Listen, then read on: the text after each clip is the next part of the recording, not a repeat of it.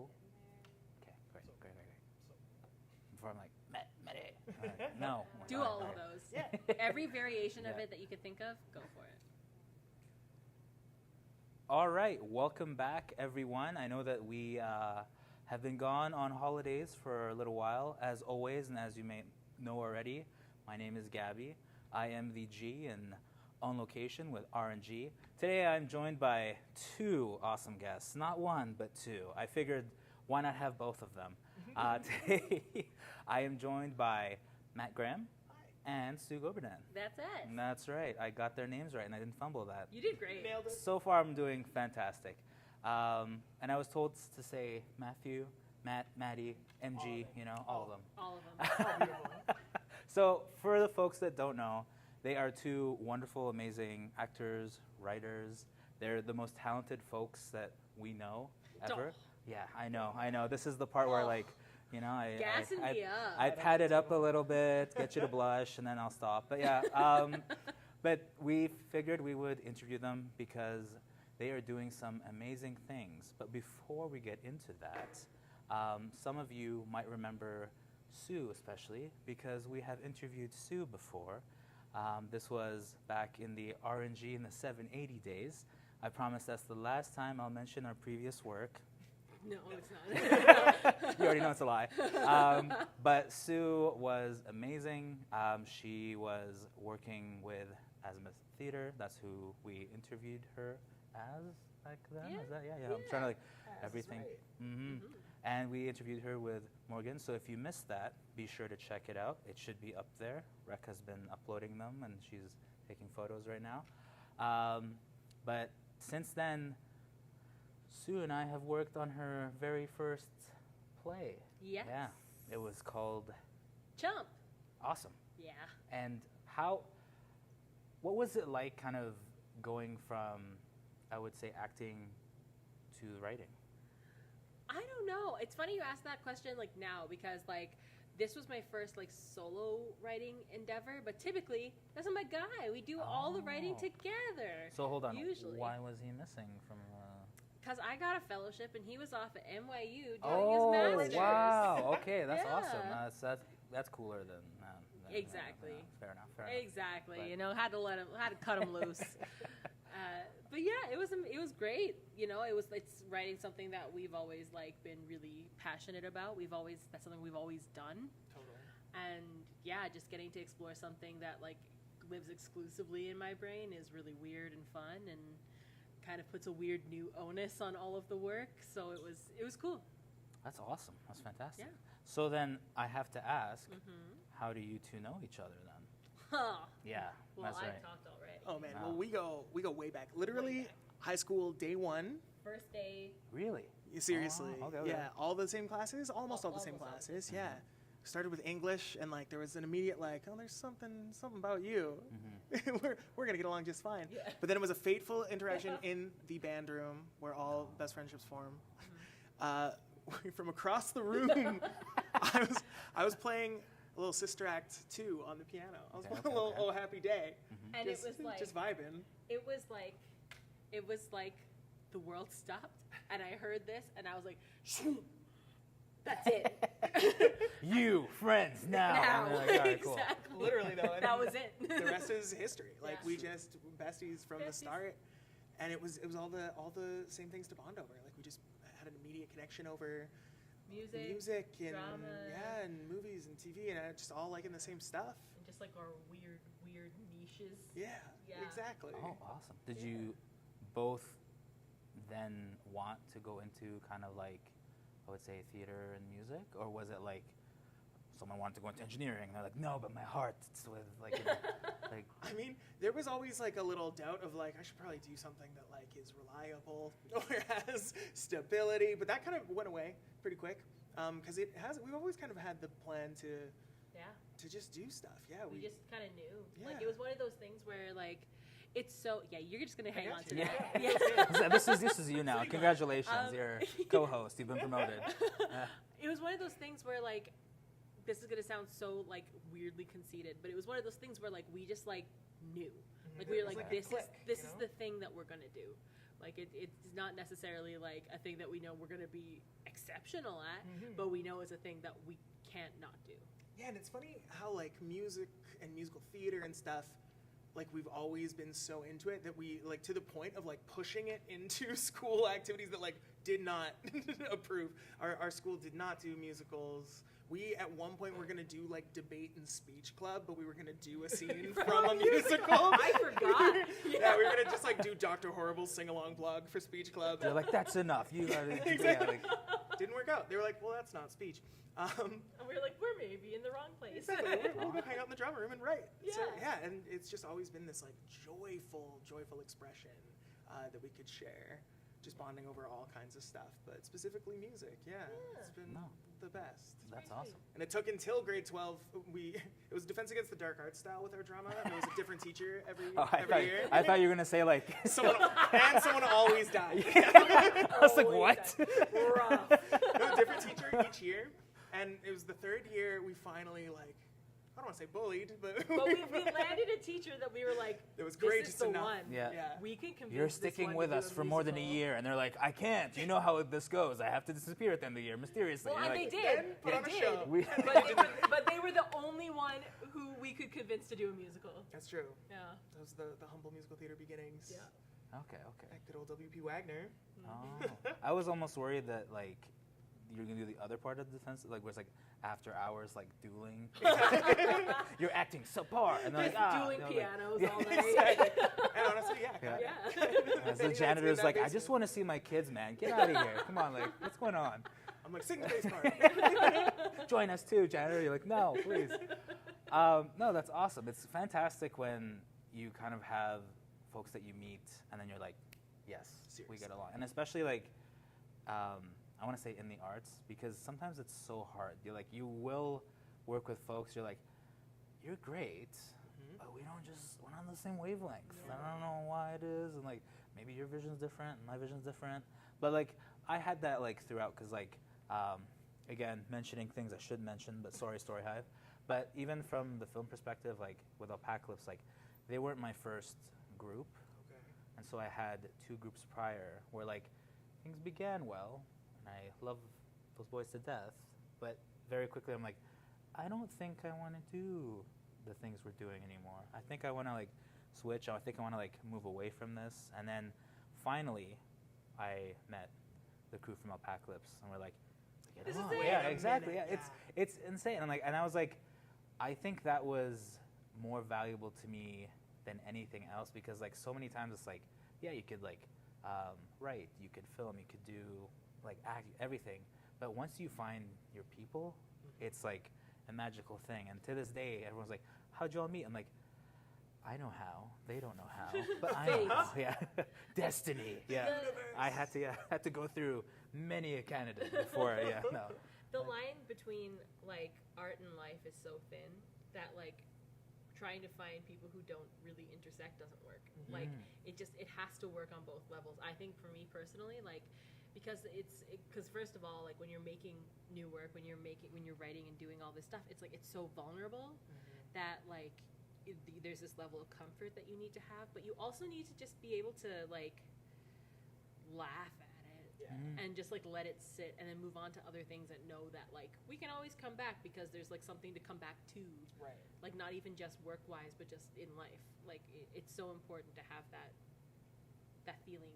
Yeah, and it's kind of hard to describe. Like it's that like indescribable click, like we were saying. Like it can just happen or not happen. And like I just spent 2 years doing a collaborative writing program, and when it started, I was like, oh no, I've been spoiled by my previous collaborations because it was so effortless and fun. And like our first show we wrote, starting in grade 12 with our dear friends Jasper Poole and Caleb Romano, and it was literally just we would hang out in your basement with my tiny little like 76 key Yamaha toy keyboard. Wow. And Just like and with like no furniture, just like a cardboard box we used to use as a table. Yeah. Until one day I remember I was at work and then I get a call from my mom, but I can hear our friend Caleb in the background, who was also on your show. That's right. Yes. Thank you, Sue, because Yeah, I didn't wow. mention it. Someone else mentioned it, so Yeah. it can't be called self-promotion. Wink. But yeah. That's just promotion. Yeah. But I remember I was at me for some reason, but I could hear Caleb in the background. I was like, why is Caleb at my house when I am not at my house? Which would later become a trend. Yeah. But then he just like took it on himself to just like deck out my basement into just like a writing room that we used for the next 7 years. Like, we had all of our character sketches and stuff up on the wall, and we just like would hang the best summer. everything on like this makeshift laundry wire I had in my basement. Storyboarding and stuff. Yeah. Oh, that sounds amazing too. Like, holy, wow. So then, what? Trying to like treasure this so like it can be both informative and good. Educational. So, for the folks that don't have this, how would you kind of go about finding your people? Just get really, really lucky when you're 15. You're gonna say that's right. You heard it here first. Drunk. Yeah. That works too, honestly. Go out. Yeah. If you haven't found your people, that's enough. Yeah, it's a wrap for you. No. Like that's the thing is like it's so hard to find your people. Like, well, it's not necessarily hard, but it's hard to like kind of build yourself up to the point where you're excited to put yourself in that position, where you're like ready to be vulnerable with someone in that way. Like we got lucky because like I mean we're entering year 16 of this, right? Oh, wow. Which is wild. But like well, that's enough. Yeah. It just walks away. Thanks. Yeah. Right into my grave. It's been 16. I'm done. That's it. Yeah. But like that's the thing is like I don't envy folks who have to find that because it's hard.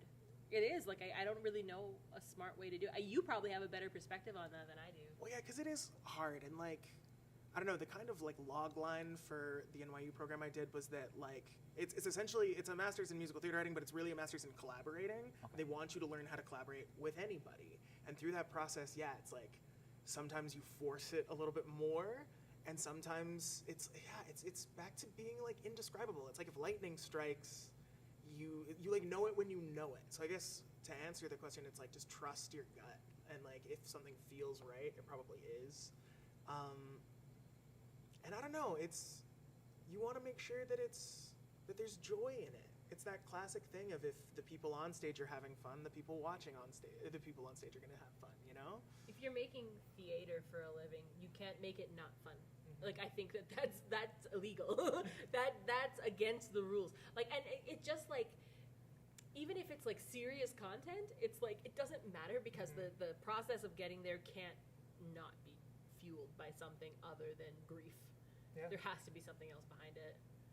Well, yeah, and that was a big part of the second show we wrote together. We wanted to write a show that was about grief, but we right away were on the same page of like, but this can't be the sad Olympics. It can't just be one-upping tragedy after tragedy after tragedy, because that's not life. And it's not true to life. Yeah, and if you're gonna, I don't know, in my opinion, telling or doing theater about grief is such a great way to help people who are grieving and to take something that's hard to talk about and approach it with a little honesty, but also a little levity. Oh, okay. So always kind of a mix of between, because like I'll agree too, because film's in the very same realm. It's like there's only so much you can give before it's like now I'm like too sad. Yes. And I almost don't want to like complete watching this or complete film. With this material. Yeah, because and I understand like that's also life. Like things can be very depressing and very sad, but then like I also agree that like adding just that like hint of like humor and hope and everything can like kind of like sometimes just pull away for just a brief second to let you just like okay, all right, and then kind of dive back in. Well, that's it. Because like if you go too far into just plain tragedy, I feel like I'm just like I don't know if I can, if I have the capacity to sit through this. Yeah, and like we get a lot of that in the world day to day. So it's like it's important for art to reflect the world, but it's okay for it to, take its most joyful form of the grief. Like I think that there's like it can grief is a shapeshifter. We just have to like recognize that and then play with it in all its weird little plasticine moments. Like there's so much to kind of contend with in that way. Yeah, I don't know. Well, and then even like beyond like the material and stuff too, I'm somebody who tends to be maybe a little anxious, maybe a little mentally ill from time to time, and it can be so easy to work yourself up in your head to be like, this is so stressful, this is so hard, but like at the end of the day, there is no such thing as like a musical theater emergency. Like Never. it's just, it's being able to, and again, surrounding yourself with people who help you remember that sort of stuff is really cool. There's an incredible artist in Mokinsis named Andy Moreau, and Andy, shout out Andy, but Andy gave me this beautiful frame for looking at life. He was like, we are not the people who are airlifting babies out of wildfires. Like, Okay. if it's not that serious, then we cannot put that lens on it, because what is the point? Like, there is no real reason why that should be. It's exactly what you're saying. And I think about that Andy Moreau quote every day. I love that. That's awesome. No, like that totally makes sense. I guess, yeah, from you both mentioning like having fun, because like, yeah, it's true. If everyone's having fun, I feel like that translates. And it happens a lot in film. So many times when folks aren't having fun, you're like, You can tell. why does this not, and then like the script was great, and then somehow between the script and it coming on TV, Whole yeah, vibe just is gone. yeah, I'm like, mindset. it's supposed to be a comedy, and somehow, yeah, That's like, why Cobra Kai works. yeah. And to get to what we're here to talk about today. That's right. Cobra That's Kai. right. We're not talking about anything else No. but Cobra Kai. So if you haven't watched, catch up right now. Catch up. Yeah. Spoiler alert. Yeah, I don't even Season 6 know last like season. Netflix is gonna shoot this down. That's I fine. don't know. Targets. But that is why it works, though. Yeah. If you were to, like, because that's the thing, the writing is awesome. Mhm. It keeps that weird, like, canonical 80s, like, lens on everything, even though it's so modern. But, like, they're having fun. Mhm. Like, who doesn't love beating up their friends? That's right. And even like the fight just breaks out. Yeah. I said I wasn't going to do that. That's right. Be sure to hit that a few times because Rekha's on this edit, so she'll love it. So then I have to ask you, without like. Are you Actually, about no, to we're stir not. the pot? Yes, I Are you am. about That's to that stir was the that pot? motion there. That's my warning. This is how I stir with. With all the babies. Get them in there. That's right. Stick with them. That's right. There you go. Taste What would you say are signs, like, not signs, but like, what makes it difficult to collaborate with folks? I know, see? That's right, told you. If you don't understand how someone likes to communicate, like, I think a big part of, like, understanding how to, like, make work better is in the edit. But if you don't understand how someone likes to get feedback, then that becomes a really contentious thing that really doesn't contribute to something that moves well, like, moves quickly. Not necessarily quickly, but moves meaningfully. Well, that brings it back to vulnerability and like good art and good theater and good film coming from a place of vulnerability. But that can be a double-edged thing because collaboration is so important, and then everybody's vulnerable, everybody's raw, everybody's sensitive. So again, I think it's just down to, like you say, communication. And an instructor of mine used this phrase that I thought was it was like, yes, that's it. He said that collaboration is just all about making sure that you and your collaborator are describing the same color of blue. Oh my god. And it's like yeah. there can be so many, like that can be such a wide spectrum of different shades and everything. But if you find that person that's like, no, we're seeing the same color right now, it's magic. To like to make that less nebulous, I feel like it's having a clear understanding of which parts of each person's pedagogy are coming to the table too. Like, I think that like understanding each other's strengths and then knowing where you can help fill gaps. Oh, sorry, that was bonk number one. Well, I mean, yeah, it's fine. It's fine. Roll it back. Yeah. But yeah, like finding ways to kind of fill gaps in each other's skill sets, I think makes a huge difference. Okay. Yeah. Totally. Yeah, and my favorite thing about collaboration or like seeing projects that were created collaboratively is that sense of like, this never could have existed without this perfect storm of humans. That's my favorite thing, and I feel like I saw it lots at school, where two people with completely different sensibilities come together for a project, and the result is, something brand new, something neither of them could have come up with on their own. Like, I think that's really special and important. No, that's awesome. That's why Chump wasn't a musical. It's because he's the music and I'm the words. But you had. There It's was not like it was devoid. You're wasn't- never gonna get all the music out of this girl. It's coming for you. Is that like what something Sue holds, Near Yeah. and dear. Ah, okay. Yeah, yeah. rhythm is like it's just it's the spice of life, baby. That's how you get through it. So you just gotta find the thing that keeps the beat in your step, that keeps you moving quick. Exactly, and like not every artist has like music in their soul, you know, and that's cool. It takes all different kinds. Yeah, some of but, us are like, kind of jaded. And, some of us are like Maybe yeah, jaded, but yeah. with excellent leadership That's, skills. Exactly. What's the like? There's like the meme where it's like a vending machine. And it's like the light. Yeah, the light is broken inside, but I still work or something. So like that's Too real.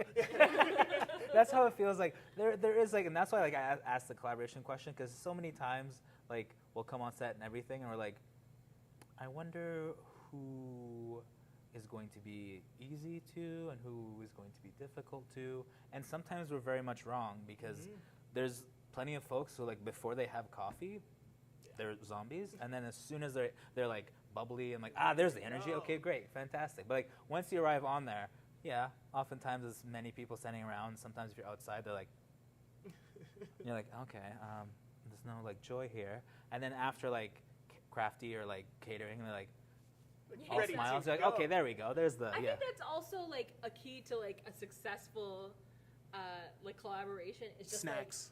like yes, coffee. We need yeah. snacks. Genuinely, just like like anticipating when we need breaks and anticipating, you know, that we also have to eat. Like with Morgan at Azimuth, one of my favorite things is like she and I both know when one of us is hungry. Like it's just one of those things where it's just like your brain's not working the same way. Let's get you a snack, and we're gonna get back to it. But you need a snack. I thought it was gonna be something worse, like she's handing you like a pile of papers and there's like scissors in the middle. And you're like, hey Morgan, I think you're hungry. Emotionally, it might be like that, but it's more me than her. Like let's be clear. You're like, where's that file? And she just throws it across the room. You're like, I think you need to eat. I Maybe. truly am a terror if I have not eaten. I know this about myself. You know this about myself. You know, it's just one of those things. But that's fair, because like many times, even like on sets and things, we're like, hey, we've gone like 6 hours. You should start to feed people. And then after that, I'm like, hey, the quality of work is going to rapidly decline because people are now grumbling. And then they're like, where's this person? I'm like, so it's been 8 hours. They decided they're going to go eat. Yeah. So, but yeah, crazy. Whoa. But there is that like artist thing of like, oh, I have to like work the hardest, and Yeah, like that glorifying starving the artist glorification kind of thing that can be easy to slip into, because it's like, I don't know, you want to give your all to it, but we're all human beings. You can't literally give everything. But that's, again, collaboration's great for that, because people can be like, hey, dum-dum, eat a sandwich. This is for you. And you're like, no. And like, this is why you need to eat. Yes, stir the pot. That's right. I'm never going to get over this, I guess. I don't know what this is. Yeah, stirring the pot. So I feel like I do have to mention, of course, what you folks are currently doing, because Yes. otherwise We would love that. this entire interview is just like, they're awesome, they're great, they're fantastic. I think have I done enough of that, Rekha? Is that why you're up? You could do more about how awesome they are. Okay. Thanks, All right, Rekha. That's fair. That's fair. Anyways, about what you folks are doing currently, can you tell Yeah. me more about that? Actually, tell us more about that. Yes, Our we pleasure. can tell you more Oh, about please. it. Let me tell you something. Go on. We are doing a cabaret called Matt and Sue, and the times are tough, but so are we. Cabaret. Partial proceeds are going to Ashtar Theater in Palestine to help with, providing some psychosocial relief services to their community, which I think is really important right now. Yes, and much needed. And it gives us a bit of a chance to kind of feel like we're doing something actively to Yeah. like try and help. With the thing that we know how to do, Yeah. because sometimes it can feel so large and vast and hopeless a little bit out in the world and stuff, and I'm just like a little guy who writes some songs sometimes, so it's cool to be able to harness that and do some good, and get in touch with our community and our loved ones who are coming out to support us, and spread a little bit of that love and support too to some folks who really need. I think it's important too to just kind of like chat about like I'll give you a break. I can Yeah. have it. Don't worry, I I- can. Need beer. I think it's important too to just kind of like talk about like what kind of goes into something like that, because we are lucky enough to be going into this with a group of friends that we're calling the Tough Times Family Band. So we have Connor Pillipa on bass. We got Michael Vetch on backup vocals and on trombone. Every good show has a trombone. Exactly. And B-Boye Onanuga on the drums. Just holding it down, 100%. But, like, I also went to the grocery store the other day, and orange juice was $8.99. It was so expensive. And so I thought to myself, we cannot ask artists to work for free. That is not a thing we can do anymore. You heard that here first. Write it down. Write it down. Please. Yeah. But yeah, even in this context where like we're actually like trying to do something good with this money, it's unethical to ask anybody to work for free. That's just like the context of it. Bye, Selena. So essentially what we've done, we've made it very clear that it's partial proceeds going to Ashtar Theater. And the reason is we want to make sure that, you know, we're giving our artists the chance to kind of feed themselves too. So we're trying something new, and I want to talk about it because I think it's important. And I think it's like one of those things where if we don't try something new and see if it works or doesn't work, we'll just keep doing things The same worse. way. Okay. You know? So we're doing a share system where artists are essentially saying, this is what I need to survive, but I want to give the rest back. Oh, wow. And the reason we're doing it that way, I read this book that changed my life. It's called Emergent Strategy by Adrienne Marie Brown.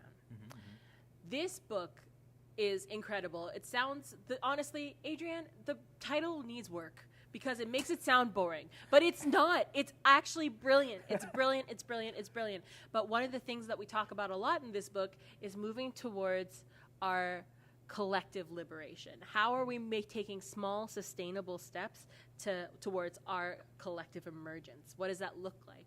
Well, maybe it looks like donating a little less, but also making sure we get to eat. You know, maybe it looks like doing a little less, but being able to give people more. You know, so I think that that's something that we're trying, and if it'll work, great, and if it doesn't, fine. But we've tried it, and I want to use this chance to say, if you think you have an idea about a way to do something better than it's been done, maybe just try it and see if it works without fear of repercussions if it goes bad. Yeah, no, I have to agree. I feel like so many times, even when I've helped folks like get grants, STORYHIVE, and others, like there's this, I don't know, it's like almost like shame in paying yourself or like living. I'm like, hey, so like you've got, let's say like $30,000, and they're like, 29,500 will go towards production. And I'm like, are you paying yourself $500 for 4 months of work? And they're like, well, it's for the art. And I'm like, well, why not like live so you're not stressed about day-to-day life and bills and everything, and also create. And they're like, but if I take it away, it's taken away from the art. I'm like, but if you're not able to stay on your feet, then it's all for naught anyway, right? Like it's such a fine line, because I think there's like a precedent, like an old time precedent for that kind of stuff of like, no, it's all gotta come first, and you want to be an artist, like pay those dues and stuff. And it's like, we all need art. We all, like, we've seen stuff with the writer's strike and everything. Like when people aren't able to sustain themselves, the work suffers. So why put all of this sustainability into the work if that's not what you're going for, you know? Yeah, like there's this really great organization in town called Naheowen, and they are a consulting business that provides indigenous solutions to organizational challenges that I think is it's a really awesome group of humans. And something that I really love about their work is that they taught me a lot about the idea of the theory of abundance. You know, like there is enough. There is enough, and if we shift our mindset to believing that there is, and treating everything like we are getting what we need, instead of scrounging for absolutely every little scrap, we're going to thrive just the same. In fact, probably more, because, you know, your mindset is going to shift. And, like, the way you live your life is going to feel better. And it does. It does. Like, if you just trust that what's for you is going to come to you. And also that you, like, you know, you be intentional about the work that you look for and the way that you know, attack that work. No, it's good to hear because I feel like it's one of the hardest things. Like anytime I've had to like consult, I'm like, and I'll see like a production breakdown. I'm like, everything looks fantastic for everything except yourself. Exactly. So I'm always like, did you like inherit a bundle of money and you don't need this, or like I'm just confused? Yeah. Independent wealth. But yeah, but then like, but then everyone's like always like, I'll hear like everything from like either they're like afraid, or they feel like it'll take away from, like I'll take away from like the editor, from catering, and I'm like, yes, but like then now open this to like, if the crew and cast and everyone knew that like for them to get all this awesome stuff, you get nothing. How do you think they would feel? Exactly. Right? Exactly. And that usually like makes them go like, oh, I guess, yeah, like that makes sense. And like, well, they love you because like you were here making this entire production happen. So obviously they'd want you to get something and like, taken care of. yeah, exactly. So I feel like when you put it that way, most folks kind of like let that, I don't want to say like, is it ego? Like, I don't know what it is that like, some part of it, yeah. I do think. And it's part of that pressure to present is like, no, I'm this artist. I'm going to make this happen for all the people. But again, it's not sustainable, you know? Exactly. Sustainable is the word of the day. Awesome. Can we add like a ding? Right here. Rekha will add it right here. She promised. It's back to communication, though, That's too. right. Like what you just said about like breaking it down with the person. That's good collaboration. It's looking at things, clearly communicating, leading to a better result. Like that's what it's all about. Thank you. I've That's been it. told. Yeah. No. And That's it. Strong leadership. That's Absolutely. right. Oh, thanks. Wow. So then I have to ask, how did this cabaret come to be? Who originated the idea? Was it something that both of you kind of met and went, let's make some awesome happen, and it just happened? Or I think our favorite way to hang out is just to sing songs together. Oh. And with like I've been out of the country for a couple years, and we used to be singing constantly. We were roomies. Like that was literally it. Yeah, and we would sing and write and all the time. So yeah, and then we did a cabaret. When was That was 2018. Wow. Yeah. And we had a blast. Like it was the first time we'd ever put together something in that kind of 2019. style of performance. And there was always like, we have a couple other ideas for different cabarets that there's always been a thought of like, okay, we should do a series of these. And then as things happen, life gets crazy, distance is involved. But then, yeah, we were just chatting and we were looking at the calendar and we were like, wait a minute, I think we could make this happen Yeah. here early in the year. Yeah, exactly. Our last one was called Matt and Sue on Mars, where we explored what would happen if they decided to colonize Mars, and I wanted to go, and Matt needed to stay on Earth and play the piano. So that was... I love a stupid joke. and this show is full of stupid jokes. Immediately to the bit being that like Sue wants to go to Mars, but I'm like, well, the show can't. I have to stay here at the piano. And that's your reason for not going to Mars? You're like, someone must play the piano on Earth. Literally, Yeah. that's in the show. But that also gives me, as a like music first kind of boy, permission to hide behind my keyboard, which I love. But it's good. We're growing. We're coming out from behind those instruments from time to time. From time to time. Awesome. Yeah, so like doing this, just like we just saw the opportunity, and like our families are also really close, and they love the opportunity to just like see us do the thing. Totally. So it was it feels like a nice little homecoming. Yeah, and then in terms of just like the type of songs we're doing, it's just kind of like it's almost like the list of things we've always wanted to perform, a lot of these songs. Well, it's funny, there's an interesting mix of like things we've talked about doing for years that we're finally putting into the show, and then things that like surprised us both, like a song from Pippin that neither of us really gave the time of day to, and then it just like wormed its way into our brains separately, and we're like, no, we have to do Pippin. of all shows. Yeah, it's a weird circus show. Well, I was going to say, so then what's the process for deciding like what tracks, songs, or anything go in there? We make a giant playlist on Spotify of just like all of our ideas, and then we listen through them, and then we narrow it down. Yeah, and just kind of start thinking about the shape of the set, the like contour of different tempos, different vibes, different styles. It's like, I think one of our favorite things about musical theater is that it does encompass genre after genre after genre. There's so many different flavors, even sometimes within the same show. But then the cabaret format just gives us permission to go a little crazy, go a little stupid with it, do some some stuff that we otherwise probably wouldn't get the chance to sing, which is so fun. And yeah, especially for me as like someone who doesn't necessarily get to sing as often as I would like it was one of those things where whenever I have the chance to like glom onto him for a while and just like have him be at the piano, I just want to stretch. Like we just want to stretch. So yeah, like so we had you know a bunch of stuff that we wanted to sing, and it's also like once we figured out that we wanted it to be a fundraiser and that we gave it this title, a lot of the songs feel like an exploration of what it means to see grief from so far away and not know how to contribute to fixing it.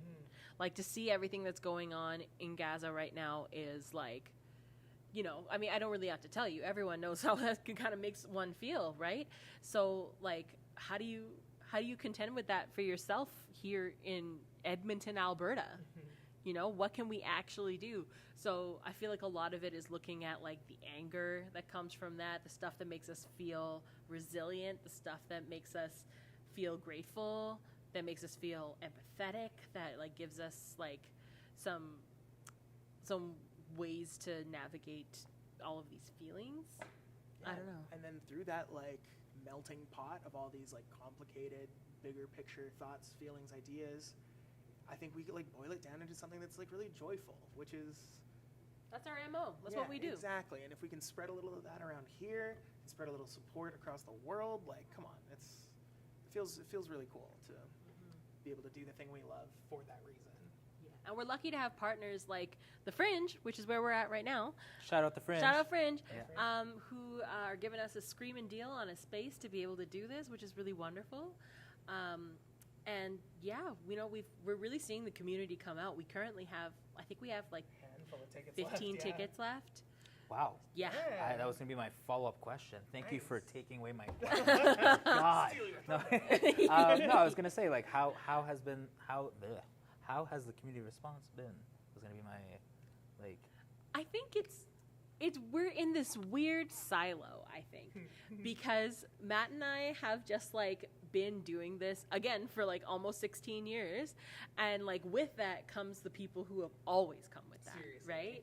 Like I was looking at our guest list the other day and I'm seeing names of people I haven't seen in decades, like the kind of thing where it's like, wow, like I did not expect any of these people to show up to this. So like the community support has been amazing, but our reach is siloed. Our reach is like, it's amazing because that's like technically for the space we're in considered enough. Yeah. But like if we were in like a space twice as big, I don't know. I feel like there's a lot of room to grow there, which would be really cool. Well, yeah, that's what's cool about coming back to a show like this after some time away and stuff is it's a chance to show to each other and to everybody who wants to come see how much we've grown and stuff too, which is, it's cool. It's a good mix to like shake off the rust, show everything that's new. Yeah, and it is. It's like the collision of worlds is happening at a show like this, which is cool. Family, friends, old classmates, like it's really cool to have that support. Yeah.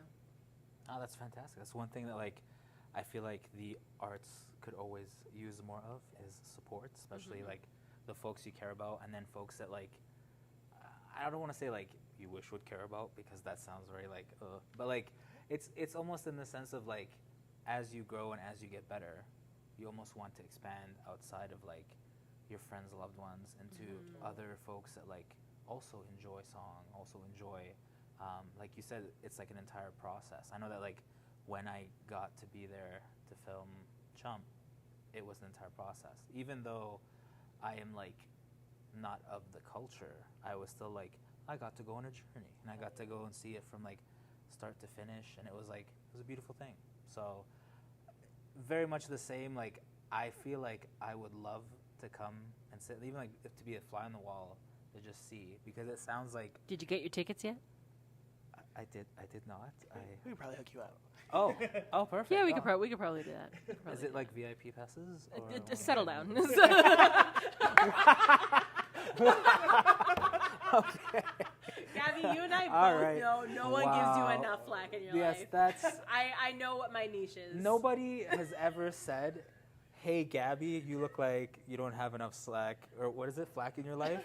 they're always like, Gabby, it feels like you do way too much. We always appreciate your leadership. Is that These are things- is that what they say? Hard to tell.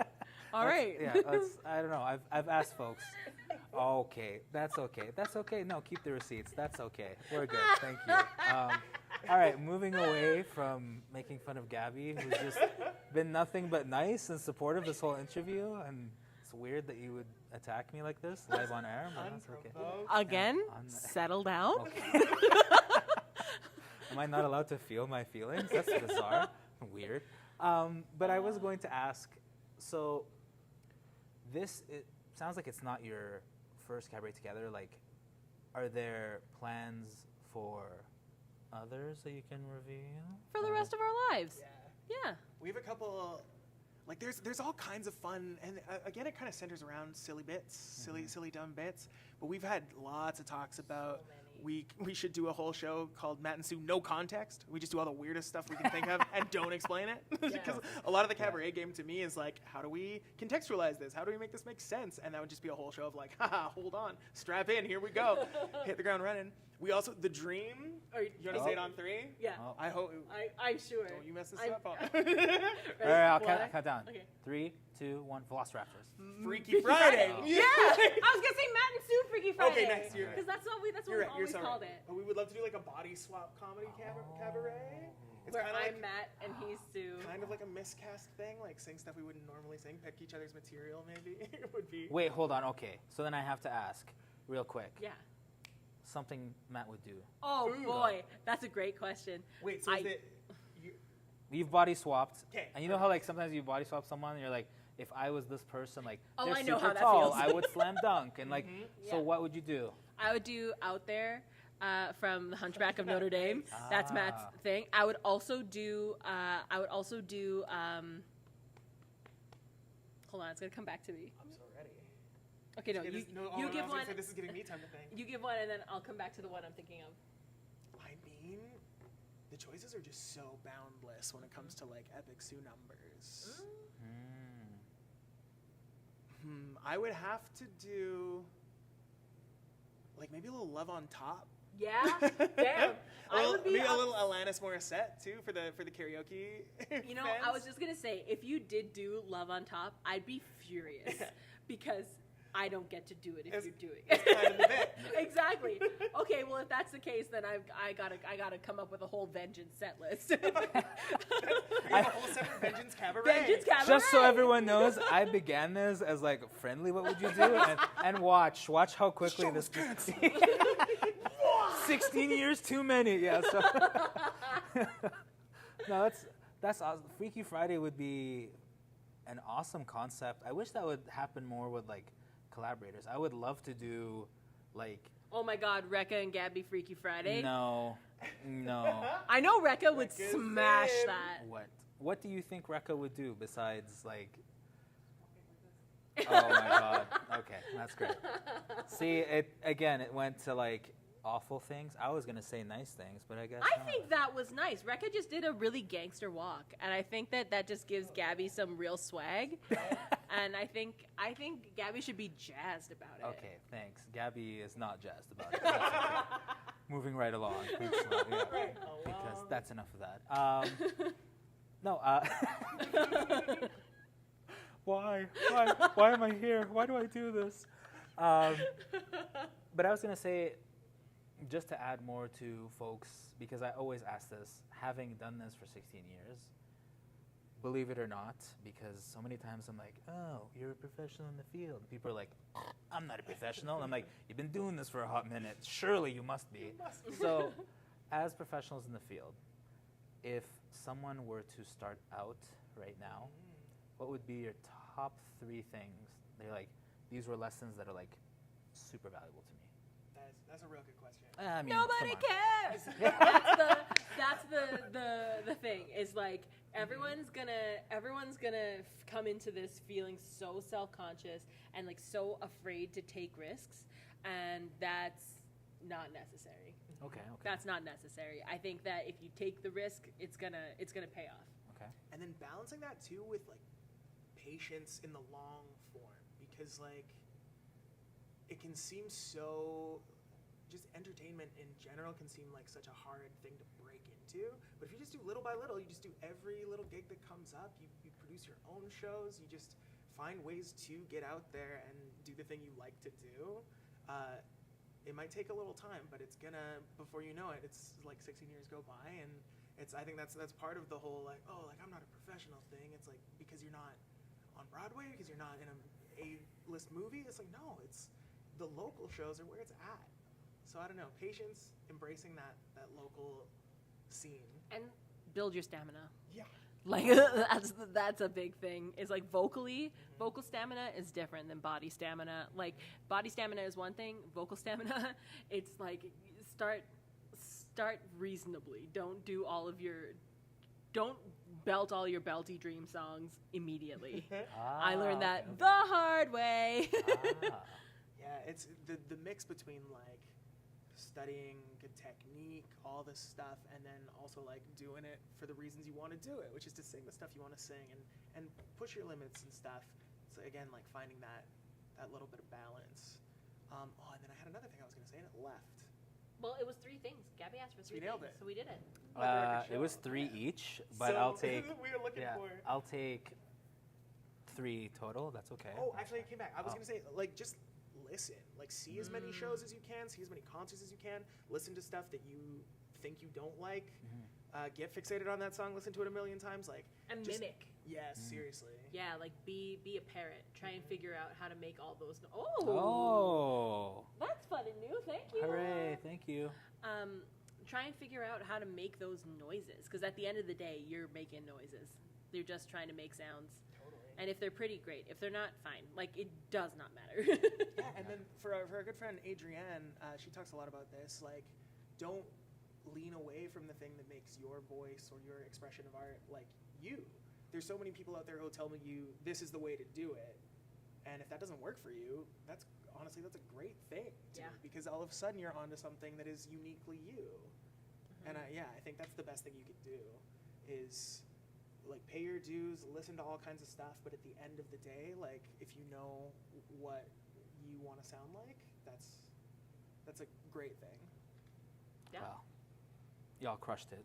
Great. Good job. I couldn't have asked for more, I guess. That's fantastic stuff. No, it's interesting, like as you were sharing that, I was thinking to like one of the things that I always try to do is like keep an open mind for things, because like when we first began in film, they're like, film and theater don't mix, don't ever mix them together. There's this divide that we're And like, it's like that's Philly. that's a rule. Yeah. You're telling me that's a rule no, somewhere? and it was like we went to school, and like so we were in like on the top floor, and then like theater was in the bottom floor, and they're like, don't go down to the first floor. Like, exactly. The two shall meet. Yeah, exactly. So I was like, why is it like this? I don't understand. And like, was this some like grudge that happened like thousands of years ago that they like?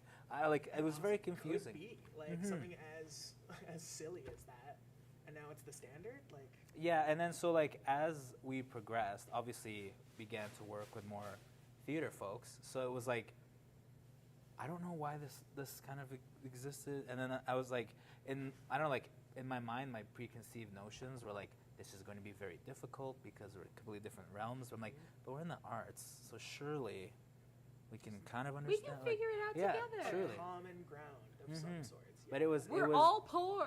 Like, that's our And unifier. sensitive. That's right. and sensitive. So yeah. surely we can get along on poor and sensitive, and then I'll take it from there. But no, it was very interesting that like once we began to like work with more theaters, I was like, I don't know why this was a thing, and I don't know why I know why we bought into it, because it was like taught to us that like never the two shall meet. And so when I was like, I wonder how many other things there are that like just never do this. And that we're like, well, why not? This is what, You know what I've always thought about? This is so silly. This is the stupidest tangent ever. But I always think about back in the day, Red Deer College, they had their welding program, and like I think it's like their welding program or their plumbing program right beside the ceramic studio. Nice. And I always think, why for? Do they talk? Are they friends? Maybe. I think they should be. So many marriages come out of the hallway, like a welder and a ceramicist. As they're like, you know what I'm thinking? Ceramic plumbing. And they're like, yes. really. That's Yeah. a bad idea. Those are two things that should never meet, I think, maybe, perhaps. But yeah, no, it was very interesting, like, that even going to an art school, they were like, don't do these art things. And I'm like, weird that, like, you would tell me, like, these are the limits when so many times I feel like art is like, isn't expressing yourself? And what if expressing myself is like, that's enough out of you. So like, go to it's on your own. Yeah. Sorry. Do you want to graduate? I'm like, okay, all right, fine. Like, I went to a show and they were all doing it together. Yeah. I don't know. They like loved each other. And like, that's enough. That's why they're there and you're here. I'm like, yeah, I don't know.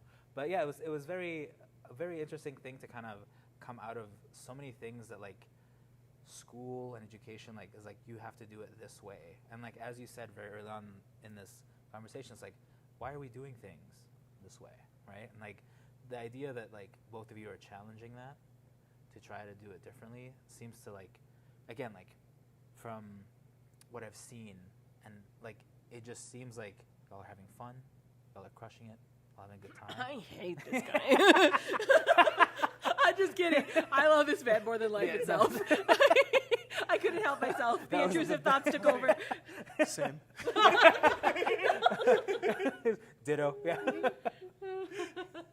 No, but it's very interesting that like sometimes like the limits that we're in are because we've kind of placed them or been taught to place them. So it's a fascinating thing to finally like be able to see like so many of our friends like take on like, and even sometimes like when we take on projects, I'm like, I don't know what I'm doing here, but like I'm more excited to be doing this because I don't know what I'm doing here. Yeah. So like you have the ability to learn so much more than like versus sets where I'm like, yeah, I know we're gonna shoot it this way. I'm gonna do it like, and I'm like, not that I'm like not excited for those sets, please, hello, but like, but it's very like much like the learning doesn't seem to happen so much than when I'm on sets where I'm like, I've never shot a rom-com before. I don't know how this goes, but like, let's see where it goes. Let's see what happens. And those help like teach us so much. Like granted, maybe didn't have the same push as the other stuff, fine. But like at the same token, it was like so endearing and so much learning was happening because I'm like,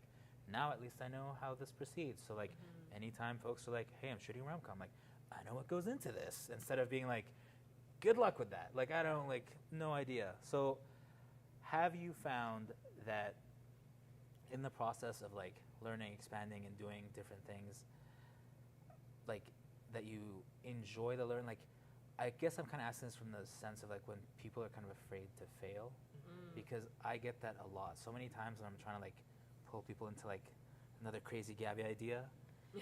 Yeah, they're like, hey, listen. I'll come shoot a horror, but a rom-com, that's not me. Like I said, I don't know why it becomes some like. Even with your exceptional leadership, I don't know if I can do this. That's right. Like, listen, it's not the leadership. It's just like, yeah, I don't believe in me. I'm like, okay, that's a whole different story. I hear what you're saying. The biggest risk for me these days is just financial. Like, artistically, I am not afraid to take a risk. Like, because what's the worst thing that can happen? Is there no fear of like? No.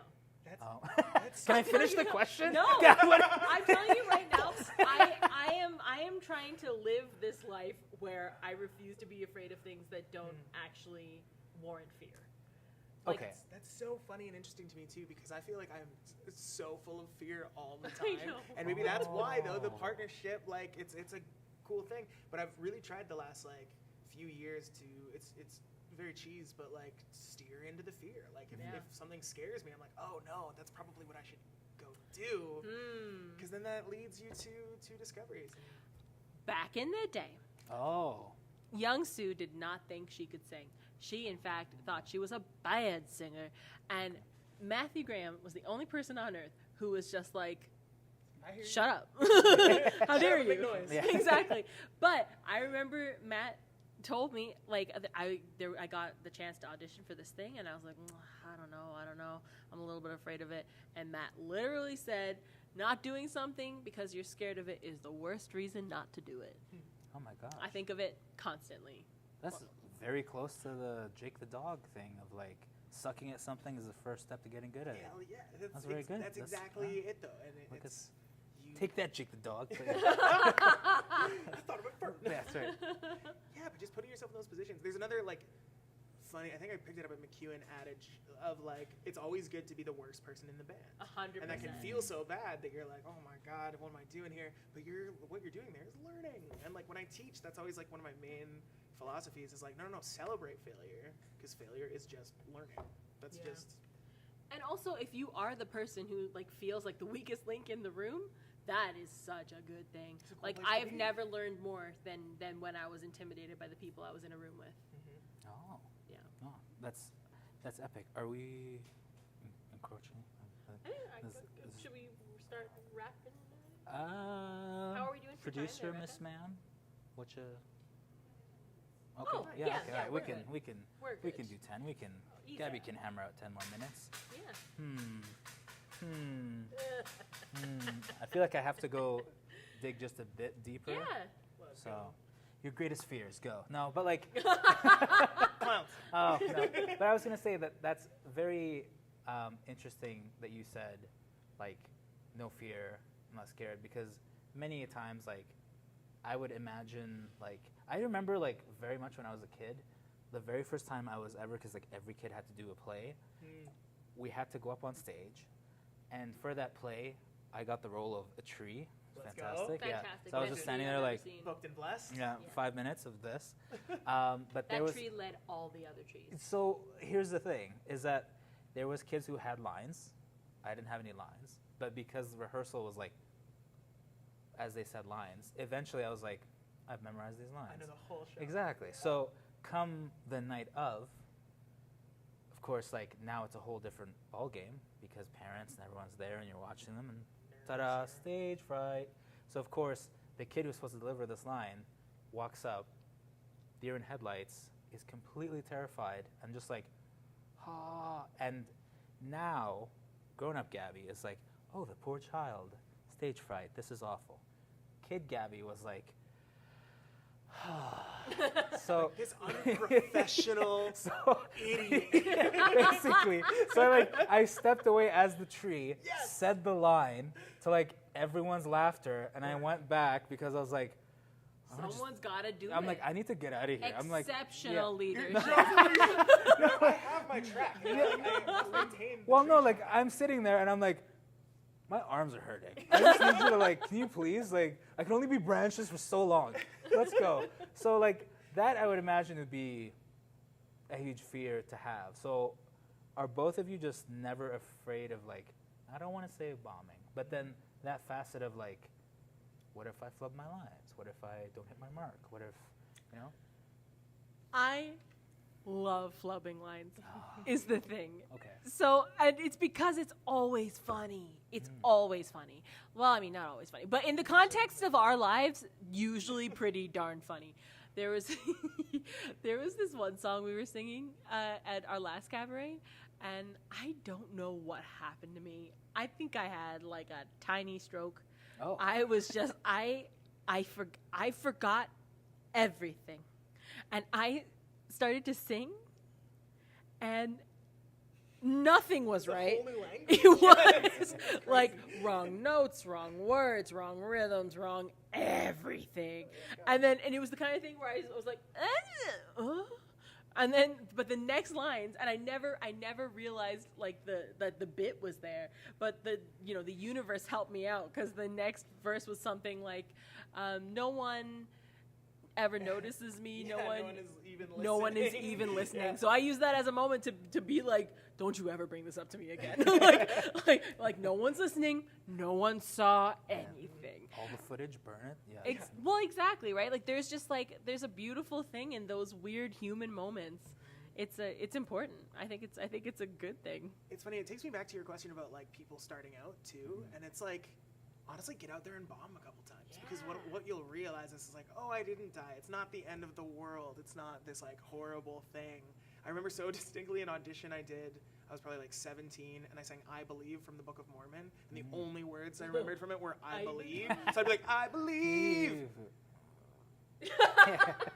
I believe, like just over. And at the time, I was like so upset and devastated about this fringe audition that went poorly. And I look back on that and I'm like, that's a funny thing that happened, and it's fine, and nobody got hurt. And again, there's No babies, no wildfires. no babies, no wildfires. Yeah. So I don't know. And that was honestly a big part of the push into doing this show, because I do tend to be like a planner, and I'm like, I want to get all this music like exactly right, and we have to make sure that we do it like up to the standard and make sure that we're doing everything we can to put on a good show. But then you said, you were like, or we just treat it like a jam session and we get together with our friends and we play some music. And that's kind of what's like leading the charge into tomorrow night of like, let's just have some fun with this stuff.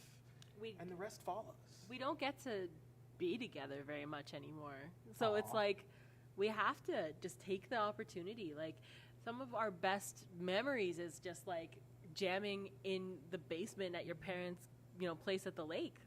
Like, it's stuff like that where like I keep thinking about just like the ways that we have like always come back to this kind of, that it just doesn't feel right to treat it more serious than it is, because the stakes honestly have never been so low. Like, honestly, we have to treat it like the stakes have never been so low, because they haven't.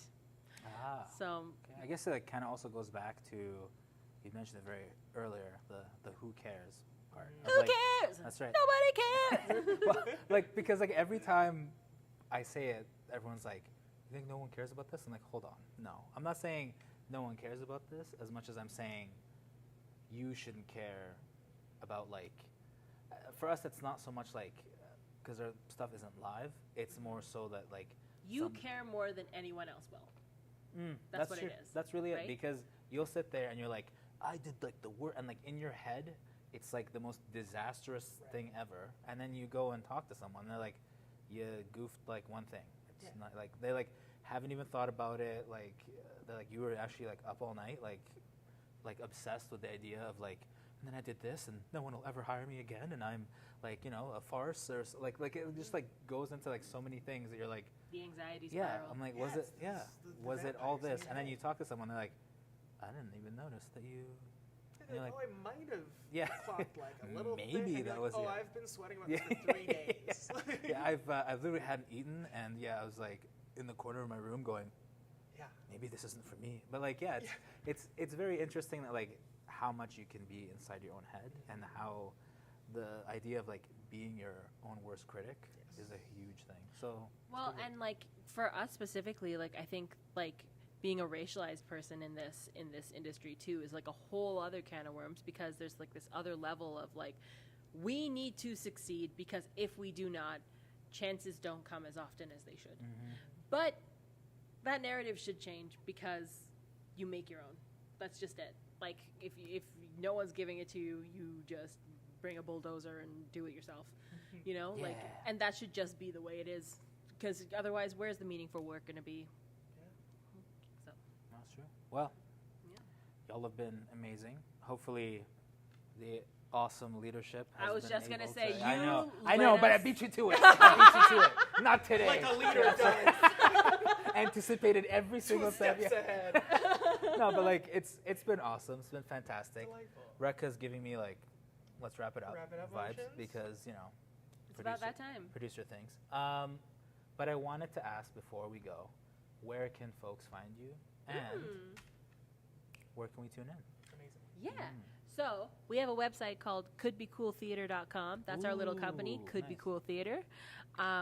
So you can find us there. Could be cool. It could be cool. And then, on Instagram, it's Suji. Matt's The Music The Matt. Music Matt. Which we were dedebating earlier. Matt doesn't like it, but I think it's great. I think it's accurate. I don't know a more music-y Matt than you. Does what it says on the box. Exactly. It's a useful feature. And we're around. Totally, and we've got the show at the Backstage Theater Tomorrow night. Yeah. January 9th, yeah. 8 p.m. Doors at 7:30. Yeah. Few tickets left. Yeah, they Some VIP passes that'll be thrown to someone. settle down, Gabby. I had to try one more time. One more time. The VIP passes, you actually get to sit on stage with the band and sing. Actually, back the VIP you passes, get to play a trombone. you actually just kick B-Boy out of the band. No. You are That's on awful. drums. Is that what you want, Gabby? Is that what you want? Is that what exceptional leadership looks like? No, but also like it's interesting that that's what the VIP. Like maybe like the worst VIP experience of like you're in the show. I'm like no, hold on. I want to be like behind the scenes. And like, no, you're forefront. I'm like, See, now my You're a- mom's gonna be like, wait, there was VIP. No. I'm like, yes, and he didn't get you anything. So that's right. Sorry to both of our moms. That's right. That You're only already I VIP. got the VIP experience. But I'll be able to let you know about the VIP experience because Perfect. apparently I'm getting. Oh God. That's not- We'll figure it out. I guess not. Just for you, Gabby. Aw, Just thank for you. See, this is more of things towards Gabby like this, and less hate. You're and- making me take it back. Okay, You're never mind. All right. making me take it back. I only have so much time to say things about myself.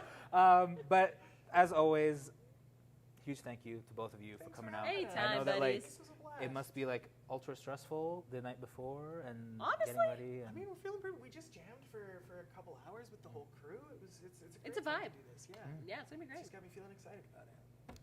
I was gonna say I appreciate you for taking the time, but I guess y'all are cool as cucumbers, so whatever. Yeah. I am Uh, gonna go home and practice. Yeah. No, it's been fantastic. This has been Matt and Sue. They're awesome. Please come out, check out the show.